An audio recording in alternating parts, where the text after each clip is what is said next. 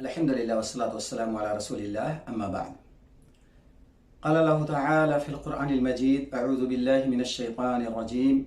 يا عبادي الذين آمنوا إن أرضي واسعة فإياي فاعبدون.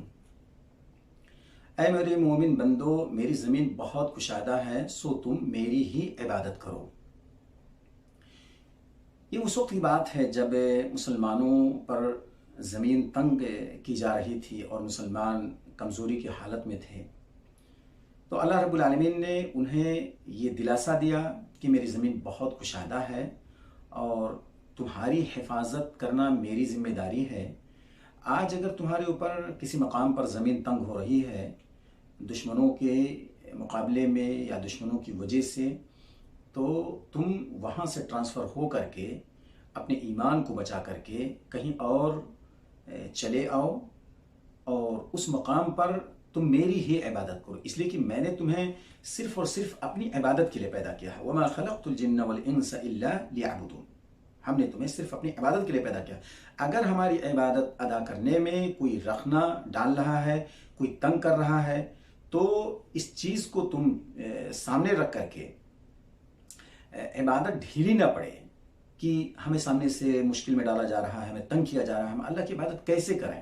جہاں اس طریقے سے ماحول ہو تو ہمیں چاہیے کہ ہم اس مقام سے ہٹ کر کے اس مقام پر چلے جائیں جہاں پر سکون ہو، اطمینان ہو، یا اس طریقے سے ہم وہاں جا کر کے اللہ کی عبادت کر سکیں گے۔ تو ہمیں یہ کوشش کرنی چاہیے تاکہ اللہ کی عبادت میں ہم ڈھیلے نہ پڑیں، اس لیے کہ اگر یہ مقصد فوت ہوا تو یہ دنیا کی زندگی چند روز کی ہے، آج نہیں تو کل کٹ جائے گی۔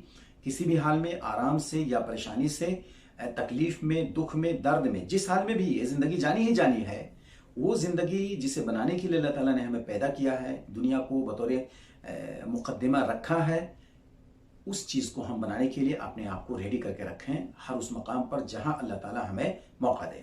اللہ ہمیں جس مقصد کے لیے پیدا کیا ہے، اللہ کی عبادت کرنا، اس مقصد کو ہم فوت نہ ہونے دیں، کسی بھی حال کے اندر ہم اللہ رب العالمین کی عبادت کرتے رہیں۔